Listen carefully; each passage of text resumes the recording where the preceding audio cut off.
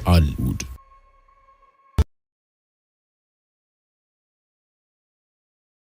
ያልተገባ መሰገጥ እንደ መበሽቀጥ ይቆጠራል።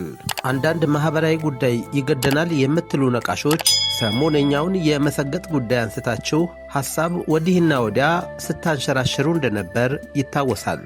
እኔ ግን ስንት ያልተገባ ነገር እየተደረገ ባለበት ሀገር የሰገጤዎችና የሰገጤ ጉዳይ እንዴት ሊገርማችሁ ቻለ በሚል መጠየቅ አልቀረም።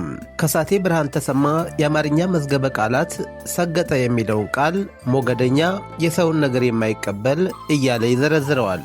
እዚህ ላይ ፕሮፌሰር መስፍን ወልደ ማርያም ያሉትን መጥቀስ አስፈላጊ ይመስለኛል። በሀገርና በማኅበረሰብ ላይ ተስፋ መቁረጥ ሀገርን ለደንቆሮዎች፣ ለደፋሮችና ለአምባገነኖች አሳልፎ መስጠት ነው ብለዋል። ከመቼውም ጊዜ በላይ ክፉ ሰዎች ነግሰዋል። የክፋታቸው ልክም በሀገር ጉዳይ ሳይቀር ገብቶ ሁሉን አድራጊና ፈጣሪ ሲሆኑም እየታየ ነው። በክፋት ከርፍተናል። አልፎላቸውና የተሻለ ኑሮ ሲኖሩ የሚታዩ ከደጎቹ በላይ ክፉዎቹ ናቸው። ክፋት ነውር መሆኑን ዘንግተናል። ክፋት ጸያፍ መሆኑን ማስታወስ አንፈልግም። ክፋት ከጽድቅ በላይ ኩነኔ ስለመሆኑም ማወቅ አንፈልግም። በዚህ ወቅት የሚያስከብረው እየሰገጡ በክፋት መንገድ መመላለስ እንጂ መልካም ነገር አከናውኖ መኖር አይደለም። አብዛኛው መንገዳችን በክፋት የሚመራ ሲሆን ይታያል።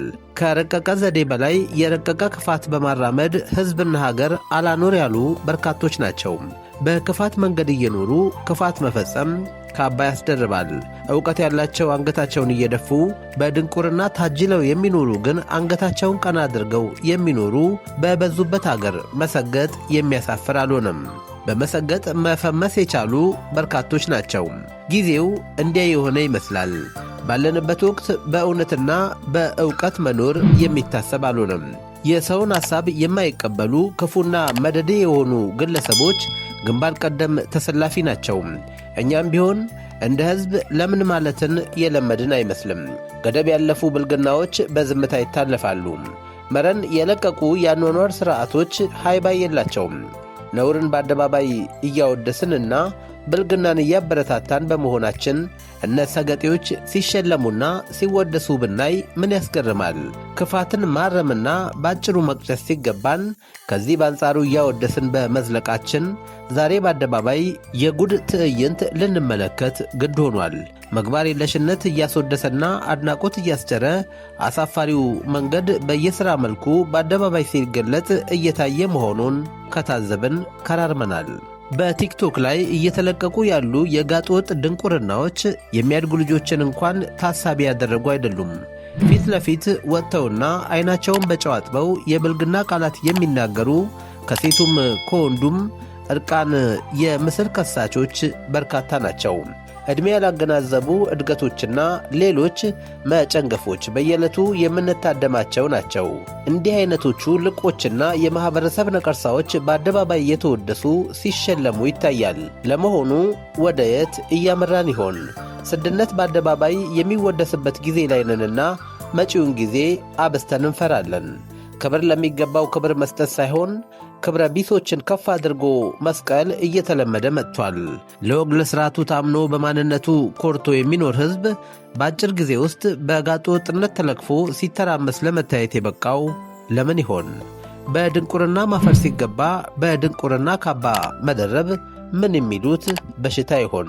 በእውቀት ማሸነፍ ሲገባን በድንቁርና አሸነፈን ስማችን በክብር የሚጠራ ጥቂቶች አይደለንም።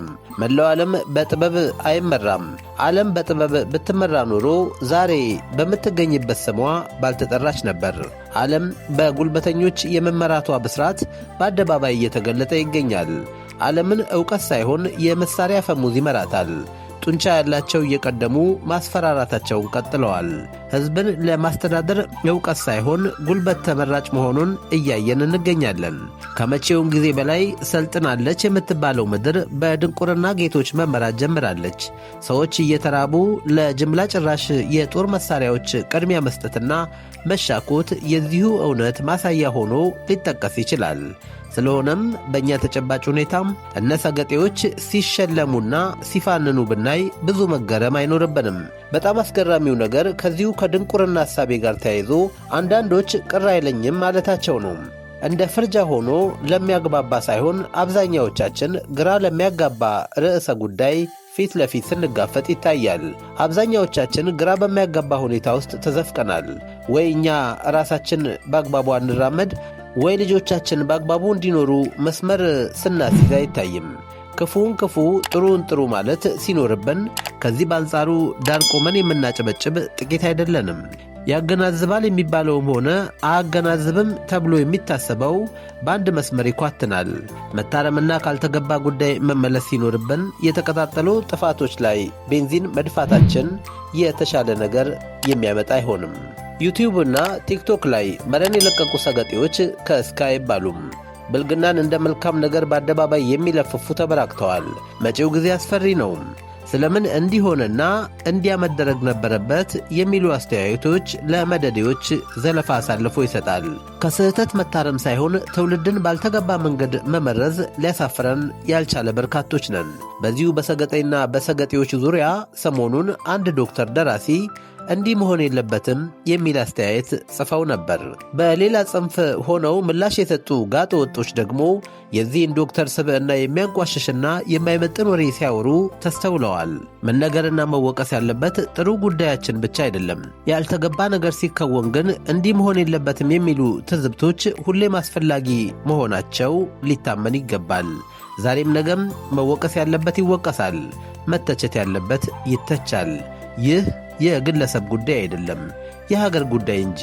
ሊነገሩ የማይገባቸው እና ጽዩፍ የሆኑ የኃጢአት መገለጦች ፊት ለፊት መነገር ጀምረዋል። በነሰገጤ ዘመን የድንቁርና ጅራፍ በላያችን ላይ እየወረደ ስለሆነ የማይሰማና የማይታይ ጉድ የለም። መንዘላዘል በበዛበት ዘመን ላይ ሆነን ሥርዓትና ወግ ያለው ነገር እንመለከታለን ተብሎ አይታሰብም። በምን ችግር አለው ፈረስ እየጋለብን ማኅበራዊ ሴታችንን እየደመሰስን ሽምጥ መጋለብ ጀምረናል። በአደባባይ ጥፋትን እያዩ የሚያበረታቱ ኃይሎች በመበራከታቸው የተነሳ ዋልጌነት በዚያው ልክ እየተንሰራፋ ይገኛል። ሥርዓት ጠባቂነትን እያነወርን በማይገባን ማንነት ውስጥ ልንዘፈቅ ግድ ሆኗል።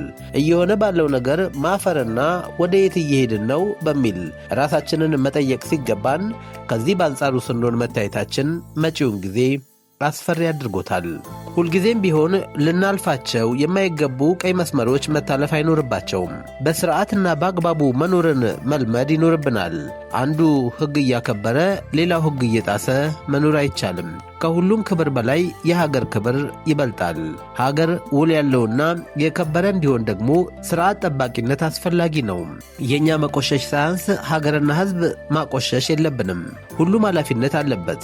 ባልተገባ መንገድ ዝና ማነፍነፍ ሊለመድ አይገባም። ክብር የሚገባቸው በርካታ ሰዎች አሉ። ዕውቅና ሊሰጣቸው የሚገባ በርካታ ግለሰቦች ሞልተዋል። መታየት ሲኖርባቸው የተደበቁ፣ መመስገን ሲኖርባቸው ያልተመሰገኑ፣ ሊነገርላቸው ሲገባ ያልተነገረላቸው፣ ሊዘመርላቸው ሲገባ ያልተዘመረላቸው ምርጥ ዜጎች በየስፍራው ቢኖሩም አስታዋሽ ግን የላቸውም። ለሀገርና ለሕዝብ ሰርቶ ጀግና መሆን ችላ እየተባለ ለነሰገጤዎች ሲዘፈንላቸውና ሲሞካሹ ማየት ልምዳችን ሊሆን አይገባም። ሊሞገሱ የሚገባቸው እየተሞገሱ፣ ሊሸለሙ የሚገባቸው እየተሸለሙ መቀጠል ካልተቻለ ለሀገርና ለሕዝብ ኢምንት አበርክቶ የሌላቸውን ብቻ ከፍ አድርገን እየሰቀልን በእውነተኛው መንገድ መዝለቅ አይቻልንም። በየትኛውም ስፍራ ከግለሰቦች ጥቅም በላይ የሀገር ክብርና የሕዝብ ጥቅም መቅደም ይኖርበታል። ውድ አድማጮች፣ ለዛሬ ያዘጋጀውላችሁ ይሄው ነበር። እንደተለመደው ከስንብቴ በፊት ግን እንዲህ ብዬ ላብቃ። የጎመን ጥጋብ ጥርስ ላይ ያስታውቃል። ወንድዬ ካሳ ነኝ። ቃልውድ